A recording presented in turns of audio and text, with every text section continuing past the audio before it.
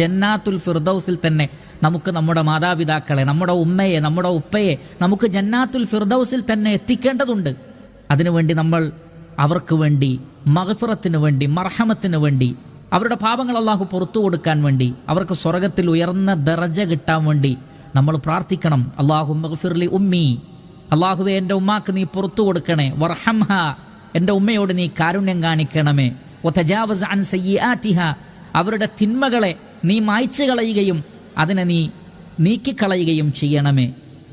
വഅദ്ഖിൽഹൽ ജന്ന, ആ ഉമ്മയെ നീ സ്വർഗത്തിൽ പ്രവേശിപ്പിക്കണമേ.